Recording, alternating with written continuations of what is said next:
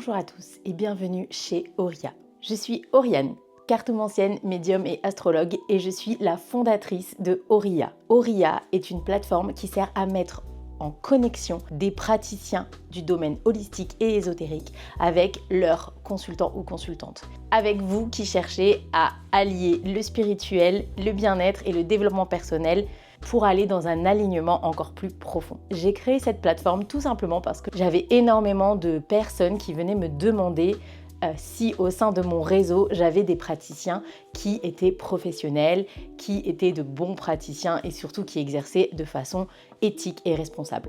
Quand je me suis rendu compte que j'avais autour de moi toutes ces personnes-là, mais qu'elles n'étaient pas forcément mises en valeur, je me suis dit qu'Auria pourrait à la fois les aider eux en tant que praticiens et vous en tant que consultants. Avec Auria, rien n'est laissé au hasard. J'ai moi-même pris le temps de tester chacune des séances qu'ils proposent pour vous accompagner et vous guider dans votre travail de guérison, de libération ou tout simplement d'évolution. Les praticiens ici ont tous été validés, testés et approuvés pour leur professionnalisme, leur sens de l'éthique et leur bienveillance. Vous pourrez donc les consulter en toute sérénité. Le but de cette chaîne, c'est que vous puissiez découvrir une vraie partie de la personnalité de l'équipe Auria. Ici, vous retrouverez toutes les vidéos interviews de nos praticiens et praticiennes extraordinaires du bien-être holistique et ésotérique. Pour que vous puissiez avoir une vision à 360 degrés de chacun des praticiens, sur le site auriastudio.com, vous pourrez retrouver une fiche qui décrit leurs pratiques et leurs séances disponibles, mais aussi un article de blog qui pourra vous décrire l'expérience que j'ai vécue auprès d'eux ou d'elles. Et vous pouvez évidemment, bien sûr, les retrouver ici sur YouTube et en podcast pour avoir encore plus d'informations sur leur façon d'être, leur façon de faire et leurs pratiques. N'hésitez pas à nous rejoindre sur Instagram où vous aurez plein d'infos, astuces et conseils supplémentaires pour découvrir la spiritualité en toute sécurité. Je vous laisse tout de suite avec notre prochain invité.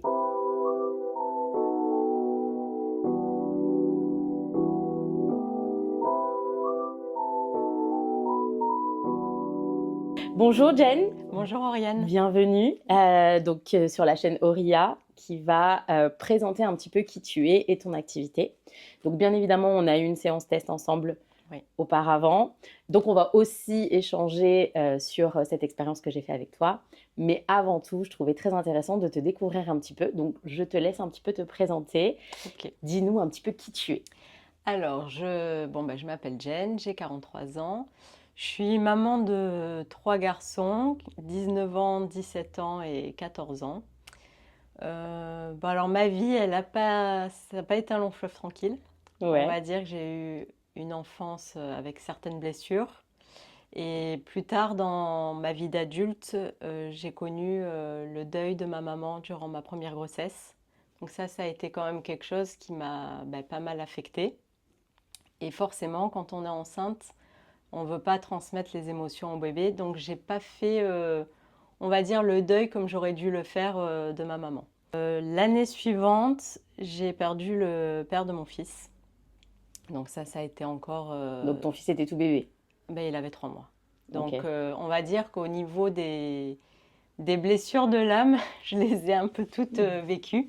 Et tu étais jeune en plus, si je me rappelle. J'avais 24 ans. Ouais. Donc perdre sa maman et le père de son enfant en un an, ça fait quand même des gros traumas. Mais à ce moment-là, en fait, quand tu es en pilote automatique, tu continues ta vie comme s'il n'y avait pas eu de soucis. Déjà pour mon fils, parce que il faut continuer.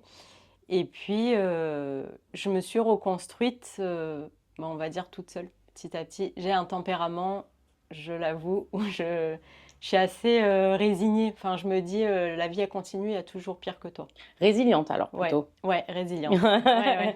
Parce que résigner, ça veut dire presque un côté défaitiste, alors que résiliente, Oui. c'est te dire non, en fait, quoi qu'il en soit, la vie continue, quoi. Ouais, voilà, c'est ça. Et ça, on va dire que je pense que c'est ma force.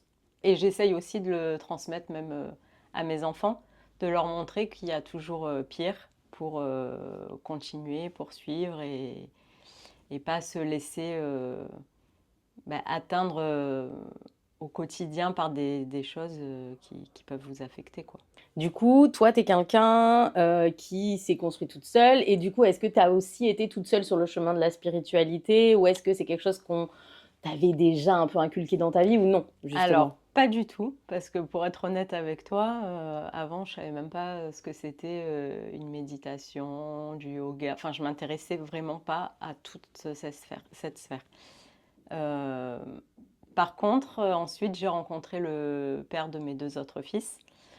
Donc, on est restés ensemble 12 ans et en 2018, j'ai divorcé. Et je pense qu'en fait, ce divorce m'a vraiment transformée. Moi, j'ai eu l'impression de redevenir moi-même.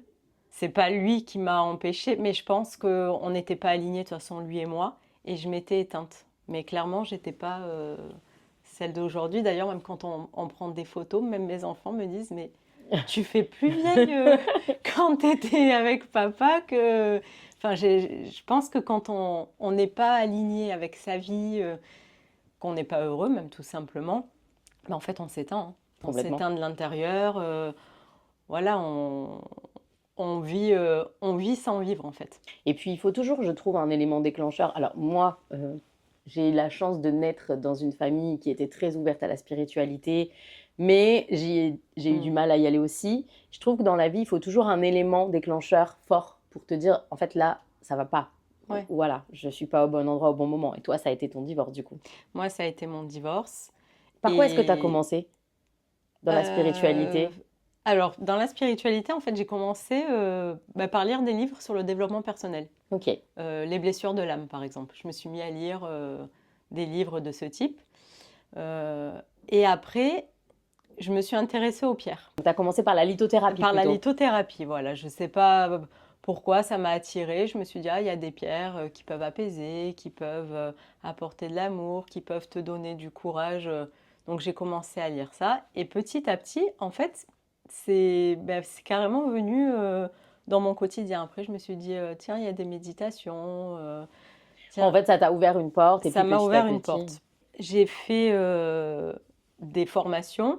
Ouais, c'est ça aussi. À quel moment tu te dis, bon, en fait, j'ai envie d'aller plus loin et j'ai envie de me former? Alors, je vais être honnête avec toi, on était en Covid, les enfants étaient à l'école, mais la vie, elle avait repris. Ok, donc c'était post-Covid, juste post-Covid. après.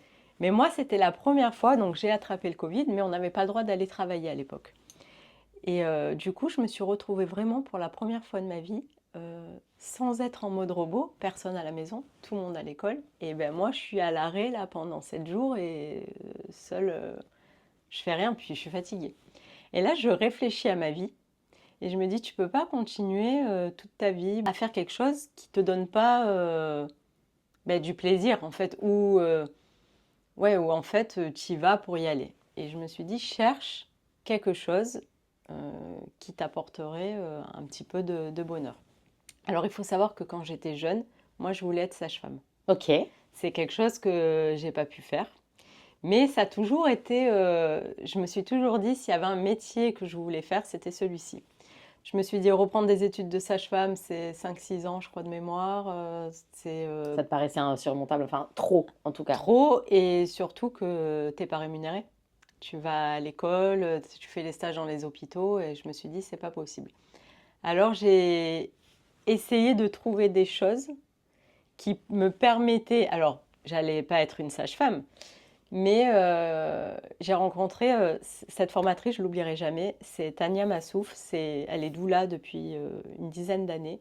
Et en fait, elle fait l'accompagnement des femmes dans le postpartum et elle a créé le bain sensoriel du nourrisson. C'est elle qui l'a créé. Donc c'est vraiment un accompagnement, c'est pas un simple bain. On accompagne les parents en fait dans leur parentalité, on leur fait prendre conscience qu'ils deviennent parents. Et on allie aussi tout ce qui est émotionnel. Parce que quand il y a l'arrivée d'un bébé, il y a le chamboulement, il y a le couple. Des fois, il n'y a plus de couple, puisqu'on est axé sur bébé. Maman, elle est fatiguée, c'est normal, c'est les hormones. Donc, j'ai commencé, je l'ai contactée. Mais je lui ai dit la vérité. Je lui ai dit, alors je te le dis, je ne suis pas infirmière, je ne suis pas aide-soignante. Elle m'a dit, moi, tout le monde a sa chance. Je ne regarde pas les gens sur un CV, mais je regarde qui ils sont et ce qu'ils peuvent apporter en fait aux familles. Et en fait, j'étais contente parce que je me suis dit j'ai pas les diplômes, mais je peux quand même avoir accès à ce que j'ai envie de faire. Je peux quand même avoir accès à cette formation. Alors qu'il y a d'autres formations, si t'es pas un peu, si t'es pas infirmière dans le paramédical, tu peux pas y avoir accès. Et donc j'ai fait cette formation avec elle du postpartum. On voit même du deuil périnatal, on voit quand il y a une grossesse arrêtée, on voit les dépressions, on voit tous les troubles psychiatriques, psychologiques, et on voit surtout pour réunir la famille. Quand il y a déjà un enfant, comment l'inclure? Parce que bah, forcément, quand tu as un enfant qui a un autre bébé, il y a un peu de jalousie. C'est un vrai accompagnement accompagnement. De la grossesse, finalement, parce que du coup, on va chercher là-dedans, puis du Exact, post-partum. parce qu'en fait, on conseille de le faire aux mamans quand elles sont enceintes. Parce que quand tu es enceinte et que tu as le congé maternité, c'est à ce moment-là que tu es toi aussi au repos et que tu peux prendre soin de toi. Donc moi, j'ai commencé par ces formations-là. Et tu vas voir qu'après, il n'y a aucun rapport, mais je vais t'expliquer pourquoi l'évolution. Après, donc, j'ai fait le bain sensoriel du nourrisson, où on fait ce bain au bébé de la naissance jusqu'à l'heure de mois maximum. Où là, en fait, on les replonge dans les émotions. Et on se rend compte que suivant l'accouchement que tu as vécu, les bébés n'ont pas la même réaction dans l'eau. Okay. Et ça, c'est vraiment flagrant. Et puis, ça fait même comme une renaissance. C'est très... moi, à chaque fois que je donnais un bain, j'étais vraiment émue parce que tu vois les parents avec les larmes aux yeux, tu vois après qu'ils se réunissent. Enfin, c'est comme un deuxième accouchement quelque part. Après, j'ai fait de l'allaitement. Donc, tu vois, en fait, pour t'expliquer, j'ai vraiment choisi des choses qui me ramenaient un peu... Toujours à la maternité. À la maternité, tu vois, le bain bébé, l'allaitement, les femmes enceintes. Et puis, quand on est thérapeute, on se fait aussi accompagner. Complètement. La première personne que tu formes et sur qui tu testes les choses, c'est sur toi-même. Parce que tu ne peux pas accompagner des femmes, des familles, des gens, si toi-même tu ne règles pas tes problèmes, voilà, tes blessures. Et moi, je me faisais accompagner parallèlement, mais ça a duré longtemps. Hein. Puis un jour, au fur et à mesure que j'avance dans mon processus personnel, je me rends compte en séance que ces formations-là que j'ai faites, je les ai faites pour me réparer. C'est toujours comme ça. Voilà, voilà, c'était... Je me dis, mais en fait, là, tu as choisi ça, mais tu essaies de réparer ce que tu n'as pas pu faire quand tu étais jeune. En fait, au bout d'un moment, au tout début, j'étais vraiment animée par ce projet et je me rendais compte après que ça ne me parlait plus. Ouais. Alors, j'allais faire mes séances, je suis toujours... moi, je suis toujours dans la bienveillance, l'écoute, et on va dire que j'accompagne les femmes comme j'aurais aimé être accompagnée au moment où j'allais mal dans ma vie. Donc ça, je me donne ta grossesse, dans ma finalement, grossesse également. Et les premiers mois de maman, premières années de maman. Voilà, où après j'ai été seule à un moment donné avec mon aîné, et après par la suite, mes deux autres fils que j'ai eu avec mon ex-mari, on va pas se cacher, on était des colocataires. Okay. Ils bossaient de nuit, je bossais de jour, on se voyait pas. C'était vraiment... on se croise, quoi. On se croise. Et donc, en fait, bon, il s'occupait de ses enfants, ça, c'est pas le problème, c'était un très bon père, mais j'avais pas la case mari. Ouais. J'avais la case super papa, mais moi, j'étais de côté. Donc, forcément, il te manque quelque chose dans ta vie. T'es pas complète. Complètement. Tu as tes enfants, t'as vécu des deuils, t'as vécu... Bon, alors moi, mes parents, ils se sont séparés, j'avais 5 ans. Je m'en suis remise, mais... Ça laisse des traces. Ça laisse des traces, et puis... j'avais une mère qui a quand même été défaillante. Moi, je m'en suis rendu compte aussi quand tu deviens maman. Parce que quand tu n'es pas maman, en fait, pour toi, tes parents, c'est tes parents. Mais quand tu deviens parent, tu te dis, mais en fait, moi, j'aurais jamais fait ça si j'étais mère. Là, tu refais le point et tu te rends compte que tu n'as pas eu forcément les bons codes et la bonne façon, en fait, même d'être aimée, tout simplement. Et donc, du coup, tu te formes, en fait, finalement...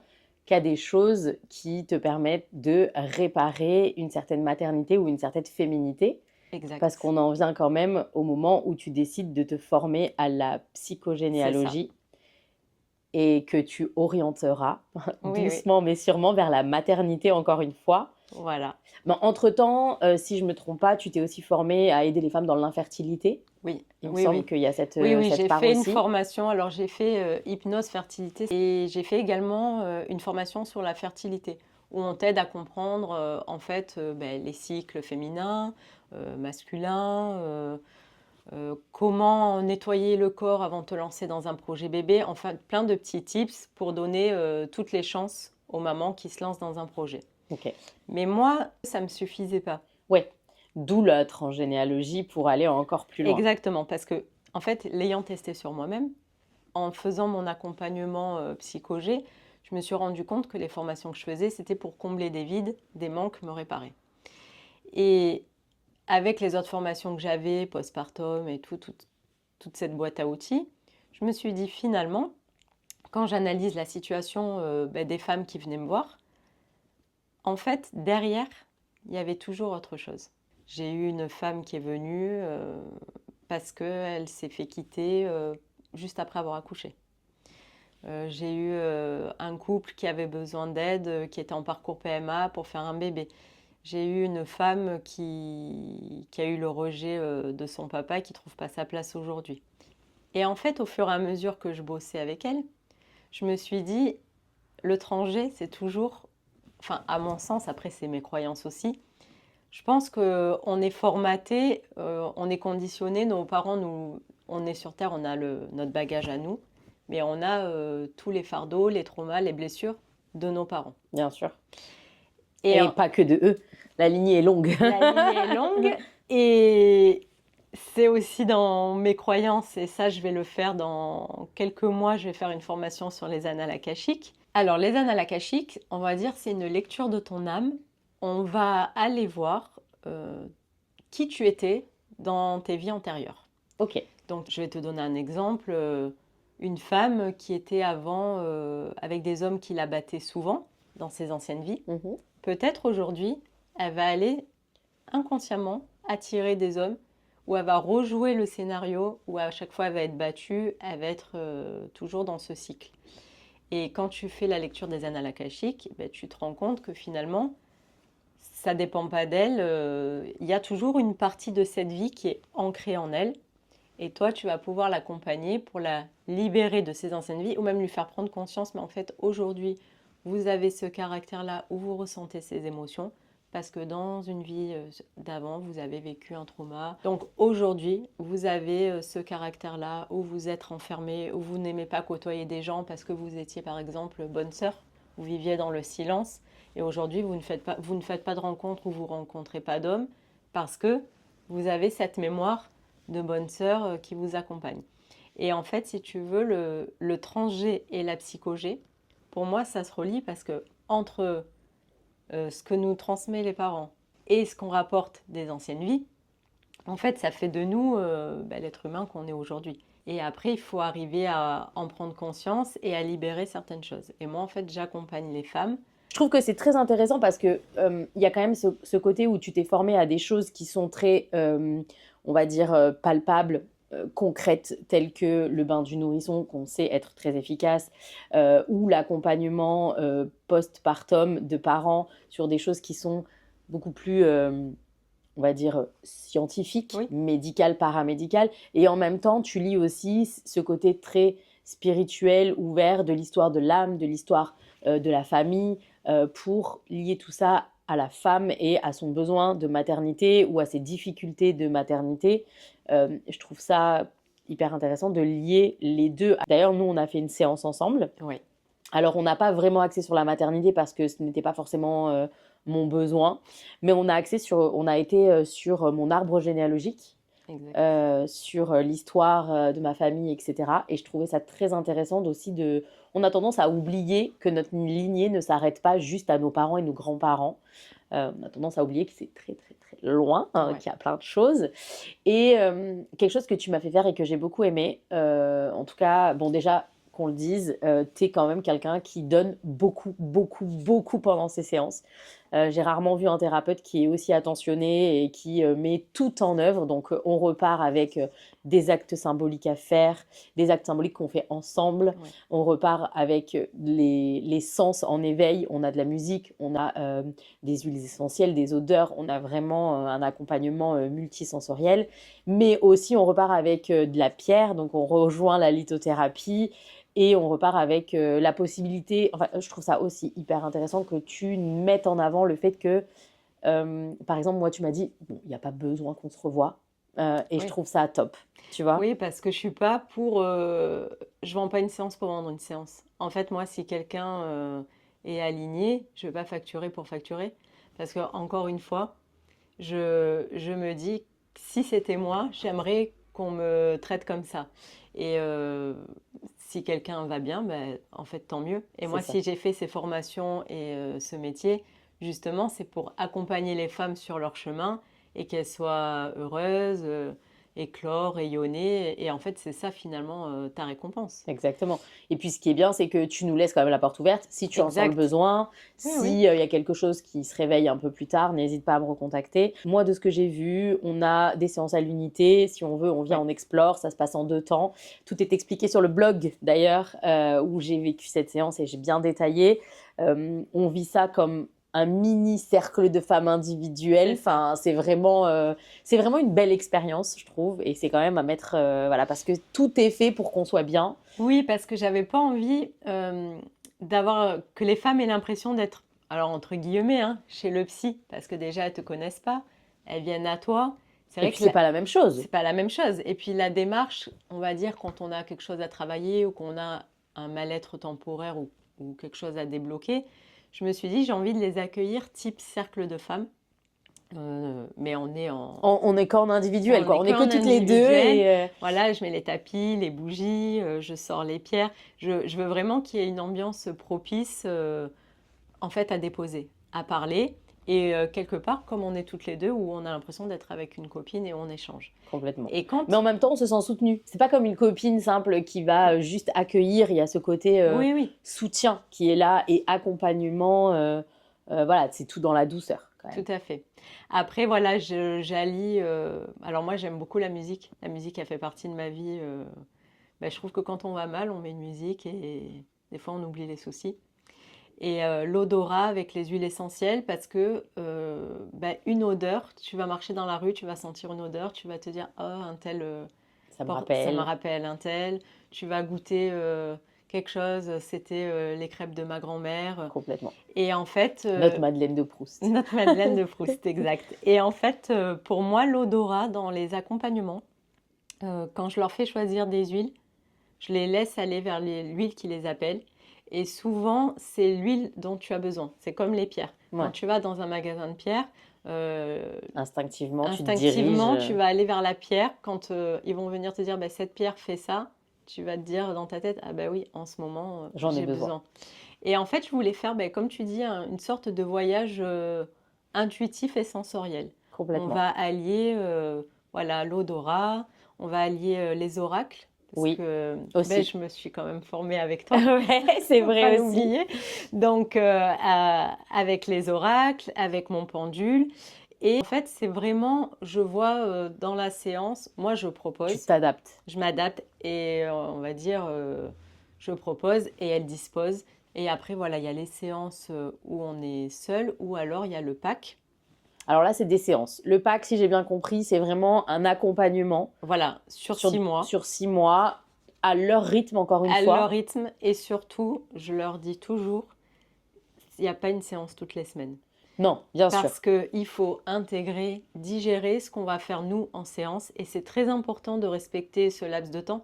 Je veux vraiment que ça vienne d'elle. Et c'est combien à peu près le rythme qui est pour toi suffisamment digeste, mais en même temps pertinent pour pouvoir continuer un accompagnement? Moi, je dis 3 semaines, un mois. Oui, je pense que aussi de faire 3 semaines, c'est bien. De toute façon, on sait que toutes les thérapies qui demandent à aller Mm, toucher quelque chose de subconscient, d'inconscient, c'est vraiment il y a une petite digestion après nécessaire, exact. une transmutation, hein, tout Oui, simplement, oui. de passer de l'inconscient au conscient. Ça Exact. demande Parce un qu'il y a petit temps, quand quoi. vous êtes avec moi et après, ça va faire son chemin. Le soir, Exactement, vous allez rentrer. Il y en a certaines, par exemple, le soir, elles me disent ah, cette nuit, j'ai beaucoup cogité. C'est normal. exactement. On a fait bouger des choses. Et On après, a il faut le déposer, Voilà, l'ancrer. les énergies, elles bougent. Et il faut savoir aussi que quand on fait un travail comme ça sur soi, euh, en fait, même si vous le faites pour vous, par exemple, si toi, tu as des enfants, ça va aussi changer sur tes enfants. Bien sûr. Parce que tu travailles sur toi énergétiquement, au fur et à mesure, tu vas Ça a changer. un impact sur Ça a eux un aussi. impact sur eux. Et moi, j'avais quelqu'un qui me disait, mais moi, je veux pas dire à ma famille que je fais cet accompagnement parce qu'il y avait le rejet du père, l'abandon, tout ça. J'ai dit, mais ne le dis à personne, il n'y a pas de souci. On Et n'est en pas plus, obligé, ils quoi. sont fermés à ça. Et ben, un mois après, elle m'a dit, tu devineras jamais, Jen. Elle me dit, ma mère qui est jamais proche de moi, qui en a que pour mon frère et tout, elle se met à m'appeler, elle se met à m'apporter des trucs chez moi, m'achète des bêtises, hein, des petits biscuits, des crèmes pour le corps. Elle me dit, elle a jamais fait ça de sa vie. On sous-estime vraiment à quel point quand on change nous-mêmes, ça Oui, change la dynamique du c'est groupe. ça. Et Donc, effectivement, c'est important, tu n'en parles pas, mais tout va bouger. En fait, les autres le sauront pas, mais quelque part, tu vas aussi les faire travailler. complètement. Et donc, c'est ça que j'aime dans cette approche parce que finalement, tu peux accompagner une femme qui vient de divorcer, une femme qui est en deuil, une femme qui cherche à avoir un bébé. En fait, tu peux accompagner Plein de les femmes femmes. différentes. Ouais, Et complètement. moi, c'est vrai que, alors j'ai décidé d'accompagner que les femmes. Oui, mais on sent pourquoi. Voilà, Cet voilà. appel de la maternité, de la femme, de tout ce qu'elle dégage et de tout ce qu'elle crée, ça se sent que c'est quelque chose qui est fort. Exact. Et en fait, une fois, il y a quelqu'un qui m'a dit une phrase qui m'a dit, mais en fait, tu sais qu'on accompagne les gens au moment où nous, on a les mal. Elle me dit, la clientèle que tu vas choisir, c'est la femme qui était malheureuse, qui était pas bien. Et après, ça m'a fait cogiter. J'ai dit, mais c'est ça. Puisque moi, avant, C'est là où tu en avais besoin toi aussi, c'est voilà, ça? j'avais pas d'aide.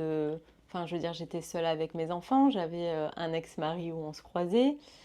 Finalement, mes postpartum, je ne savais même pas ce que c'était le mot, parce qu'il ne faut pas oublier que moi, mes enfants, ils sont grands, donc 19, 17, 14. Il n'y avait pas tous ces accompagnements. On ne te parlait pas Oui, de et tout puis je ça. pense qu'il y a un âge auquel on s'éveille plus facilement et on s'ouvre plus facilement à ça. Et c'est vrai qu'en général, c'est autour de la trentaine, hein, c'est pas avant. Oui, oui, On oui. a un peu de mal parfois avant. Alors c'est génial si c'est le cas, hein, mais c'est Oui, et peut-être puis plus moi, en difficile. plus, j'ai eu mes enfants jeunes, donc le premier 24 ans, t'es pas là-dedans. Je veux dire, j'ai vécu un deuil et tout. Je Oui, veux tu avais dire, d'autres choses à gérer, quoi. j'avais d'autres choses à gérer. En fait, c'est vrai, puisque moi, je veux accompagner les femmes pour avoir une vie alignée, se sentir heureuse, épanouie, retrouver en fait, même se retrouver maître de leur vie, plus vivre à côté de leur pompe et dire là, j'ai l'impression de vivre en mode automatique, ou là, c'est blessure, mais c'est mon père, c'est ma mère. Et en fait, je dis, mais en fait, oui, parce que j'étais cette femme-là. Donc l'idée, c'est que tu accompagnes toutes les femmes pour toutes les problématiques, Ouais. mais que tu as quand même un petit truc en plus pour celles qui sont en désir d'enfant, parce qu'il me semble que tu fais un accompagnement aussi pour ça, que je trouve assez intéressant, l'accompagnement qui permet un petit peu de se nettoyer, de se guérir, voilà, Ouais, de... parce que, alors, en plus, pour le coup, quand j'ai créé cette offre, après, je suis revenue à mon passé et je me suis dit, mais moi, en fait, dans ma vie, j'ai fait des fausses couches. Ouais. Et j'avais même fait une grossesse arrêtée, une grossesse gémellaire, qui s'est arrêtée à 2 mois. Mais après, t'oublies, parce que la vie, elle continue. Bah, en tout cas, tu es obligé de continuer, T'es quoi. obligé de continuer. Et finalement, avec les années qui passent et en travaillant sur ma vie et en m'étant fait accompagner, je me suis dit, mais quand médicalement, on te dit, bah, tout Tout est va OK. bien, mais en fait, tout était OK, mais pas moi. Moi, j'étais pas OK. Je veux dire, j'avais eu Mathéo et en fait, après Mathéo, j'ai fait 2 fausses couches avant d'avoir Lucas. Mais finalement, j'étais encore dans le deuil de ma mère. J'étais encore dans le deuil du père de mon fils. Je veux dire, en fait, oui, je continuais à vivre. J'avais un nouveau mari. T'avançais. J'avançais. On essayait de construire ensemble et d'avoir cet enfant. Mais en fait, mon corps n'était pas prêt. Ma tête n'était pas prête. Et c'est Et ce que tu proposes dans cet accompagnement. En voilà, fait, c'est ce que je c'est vraiment propose. guérir un petit peu l'histoire, C'est le ça. rapport à la maternité ou le rapport à toute autre Toute problématique, autre hein. problématique, oui. Et moi, j'en avais pas conscience à ce moment-là, parce que on le sait très bien, quand tu as la tête dans le guidon, tu te rends pas compte. Exactement. Mais en fait, j'étais déconnectée même de moi, de mes ressentis. Je te dis, j'étais vraiment en pilote automatique. Je faisais un boulot que j'aimais pas, que je détestais.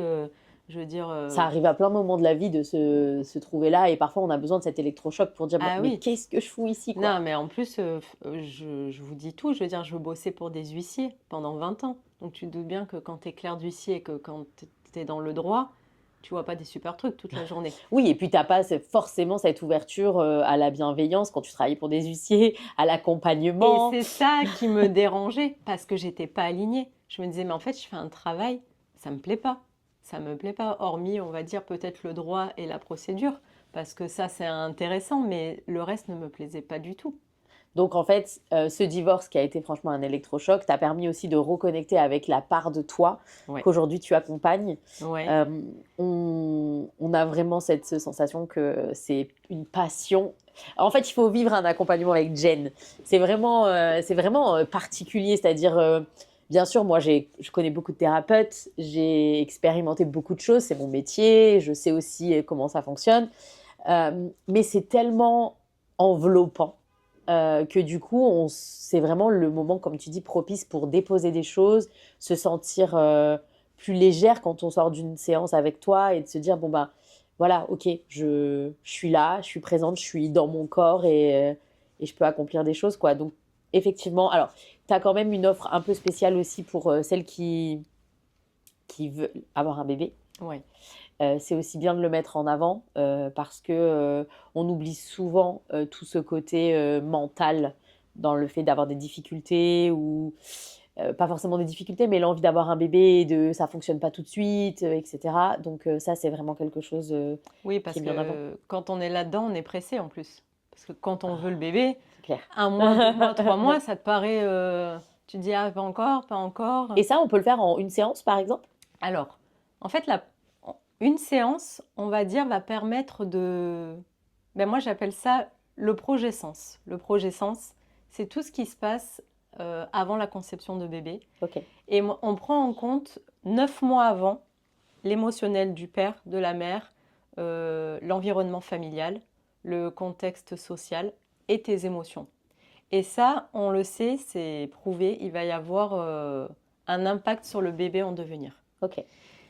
L'idéal, mais ça se fait pas toujours comme ça, parce que des fois, on tombe enceinte et tant Oui, mieux. voilà, c'est ça. Mais quand on est ouvert à ça, si tu arrives, on va dire 9 mois avant, à travailler sur toi, ton histoire, tout mettre en place, bon alors jamais rien n'est parfait dans la vie de tout le monde, mais on va dire faire au mieux, déjà, pour accueillir le bébé, tu seras Plus sereine. plus sereine. Et d'ailleurs, en Inde, c'est ce qu'ils font. Ok. 9 mois avant, ils massent la mère, elle mange différemment, elle est accompagnée, entourée, chérie. Et ben nous, on n'y est pas encore. Exactement. Mais c'est notre mode de vie aussi. Ouais. On ne vit pas au même rythme qu'en Inde. En tout cas, pour eux, la maternité, c'est quelque chose Voilà. qui prend plus de place et qui est sacré et qu'on chérit, alors que nous, on oublie de le chérir, surtout avant la création et Avant. l'installation de bébé. Voilà. Et en fait, avec le projet Sens, ben, on va travailler sur ça. On va nettoyer avant que bébé arrive. Donc le projet Sens, c'est vraiment l'idée d'accompagner tout ça et de faire en sorte de préparer au mieux, de chérir même la maman, la future maman, Ouais. voilà, dans cet accompagnement. Et qu'elle peut-être justement, au fur et à mesure qu'on va travailler ensemble, elle va se rendre compte que peut-être dans sa lignée, grand-mère avait eu des fausses couches. J'ai appris, en fait, mon arrière-grand-mère, ils ont enterré un bébé de 2 ans. Et tout ça a un impact sur ta vie parce que il y a bien une chose qui ne change jamais, c'est que quand tu nais, on a tous des ovules, on les a de notre naissance à notre mort. Donc, dès que notre mère est sur Terre, elle a l'histoire de sa mère, de Bien son sûr. arrière-grand-mère. Moi, je dis quelque chose qui est très important. La transgénéalogie, ça fonctionne un peu comme l'ADN. C'est-à-dire qu'on a l'ADN physique de nos Ouais. parents, de nos Ouais. arrière-grands-parents. Et la transgénéalogie vient chatouiller, j'aime bien dire ce mot-là, le même process, c'est-à-dire qu'on est dans l'ADN émotionnel et que l'ADN émotionnel se transmet. Par exemple, les enfants qui sont adoptés le savent. Oui. Qu'on leur dise ou qu'on leur dise pas, ils le savent. Pourtant, il n'y a pas de raison, si ce n'est l'émotionnel qui parle. Oui. Pareil pour les personnes qui sont dans une famille où il y a eu un deuil fort, même si on leur en parle pas, ils le savent. Oui. Les secrets de famille se transmettent. Inconsciemment, l'enfant, il ne Exactement. vous pose même pas de questions, mais parce qu'il le sait. Il le sait. Pourquoi? Parce que c'est dans son ADN, entre guillemets, émotionnel. Et c'est ce qui est important, de se dire, voilà, on revient avec une histoire, pas qu'avec des gènes. Exact. Donc, c'est ça. Alors du coup, on va un petit peu aller sur la fin de notre interview. Mais je voulais savoir pour toi, est-ce que tu as une phrase, un mantra, une idée, quelque chose que tu utilises régulièrement? Il y a une phrase qui est vraie parce que on me l'avait dite et on dit souvent qu'on est la somme des 5 personnes qui nous entourent et qu'on côtoie le plus. Donc quand des gens vont mal ou traversent des choses difficiles, on te dit regarde les 5 personnes que tu fréquentes en ce moment, qu'est-ce qui t'apporte dans ta vie, qu'est-ce qui t'apporte pas. Et en fait, ça a un impact parce qu'on vit tous en miroir. Complètement. Et il y a des moments de ta vie, quand tu vas mal, forcément, si tu es entouré de gens qui te tirent vers le bas ou qui t'aident pas à aller mieux ou qui te soutiennent pas, forcément, tu représentes, c'est un La impact somme de tous sur ceux qui toi. t'entourent. Moi, j'ai eu la chance, je suis remariée maintenant, et c'est vrai que j'ai un mari qui me pousse dans mes projets, qui me soutient quand je me forme, et qui est... Alors lui, il n'est pas du tout ouvert à la spiritualité, Oh, c'est un peu faux. mais Disons qu'il n'est pas praticien. Pour l'avoir rencontré, Oui. je pense que c'est quand même quelqu'un qui est ouvert, mais après, chacun son process. Voilà. Je pense qu'il y a ouverture et ouverture. Quelqu'un qui est fermé, ça voudrait dire qu'il ne veut pas entendre. On voit que ton mari entend, écoute de Ah oui, loin. mais de toute façon, Il n'a pas le choix. dans la maison, il y a les pendules, il y a les cartes, il y a les pierres. Moi, je purifie la maison. Alors, je préfère préciser quand même mes accompagnements parce que ça peut aussi faire peur ou quoi. Il n'y a rien de perché. Non, et puis on n'est pas. C'est vraiment une spiritualité ancrée en fait, incarnée. Exactement. Et pourtant décomplexée. C'est-à-dire Oui, que oui. c'est normal d'être là, on n'est pas dans le jugement. Exact. Oui, alors effectivement, vous le saurez, toutes les interviews que je fais, c'est une de mes valeurs principales. Il y a une grosse différence entre... On est tous des humains avant tout, on a tous besoin de s'ancrer, de vivre une vie humaine. Et ouais, on n'est pas partisane, je pense autant toi que moi, Oui. que de personnes qui ont l'impression de vivre uniquement en haut. Je sais pas si on peut dire ça comme ça, mais très enveloppant, c'est très accompagnant. C'est pas du tout un moment où on a l'impression que on est dans une autre dimension, pas du tout. On est vraiment là, je trouve au contraire. On est vraiment là, on est dans le moment présent entre les odeurs, la musique. On se laisse partir, mais on se sent un peu dans un instant particulier, quoi. C'est pas, on n'est pas ailleurs. On arrive à se lâcher, mais on est bien là, quoi. Expérimenter. Alors attention, je précise, très important, on expérimente avec des gens de confiance, avec des gens dont on a déjà soit entendu parler, soit on se préserve, on fait très attention avec qui on se forme. Moi, pour avoir testé, je vous encourage, si vous êtes dans ce cas-là, à aller consulter Jen, ne serait-ce que pour une première séance, pour voir et tester, chose que j'ai adorée. Enfin voilà, je suis très franche. Alors sachez que vous verrez la différence si je n'ai pas aimé, si je n'ai pas aimé. Si ça ne m'a pas autant plu, vous le verrez à chaque fois, même si j'ai à cœur de vous présenter que des personnes que j'ai adorées. Il y a des choses, des fois, ça me concerne moins en tant que personne. Là, on n'était pas vraiment dans l'optique pure de ton accompagnement avec moi. Et pourtant, je me suis sentie complètement à ma place. Je n'étais pas déconnectée. Enfin, je me suis pas dit, ah non, mais qu'est-ce que je fous là? Voilà, pas du tout. Donc, je trouve que ça, c'est important aussi de le dire. Bon, je te remercie. C'est avec plaisir. Merci aussi de m'accueillir et de me donner la place chez Auria. C'est ça aussi, que c'est les gens qui méritent la place que je mets en lumière. Donc, Et moi, c'était important pour moi justement de travailler en collaboration en fait avec des personnes qui ont les mêmes valeurs. Je trouve que c'est important de s'entourer, tu vois, la somme des 5 personnes. Ouais. Et c'est important parce que si on n'est pas aligné ou si là on sait qu'on est toutes dans une bienveillance. C'est ça. Auria de toute façon a des valeurs très fortes. J'en ai marre de recueillir des clientes qui viennent à moi pour me dire à quel point elles ont été détruites par un thérapeute. Alors, comme on peut l'être d'un médecin, hein, on n'est pas médecin. Qu'on se le dise, on n'est pas médecin, on n'est pas psy, on n'est pas tout ça.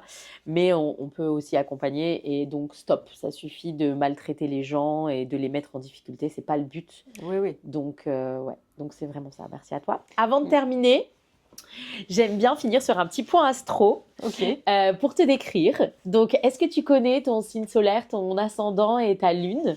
Alors, je sais que je suis Lion, ascendant Vierge. Ok. Rien d'autre. Très bien. Donc, Lion ascendant Vierge, je trouve que ça te résume très bien. Alors, le signe de la Vierge, c'est vraiment ce signe hyper accompagnant, c'est-à-dire vraiment ce besoin du service à l'autre, besoin du détail, soin du détail. On comprend enfin pourquoi il y a tant de petits détails dans ces trucs-là. Et en même temps, le signe du Lion, c'est aussi ce côté hyper chaleureux, hyper sensible, qui veut mettre en lumière les choses et qui se bat pour faire entendre. Donc, je trouve que ça te correspond bien. Merci beaucoup pour tout ça. Merci à toi. Je suis ravie de t'avoir accueilli et on se dit à très bientôt sur Auria. À bientôt.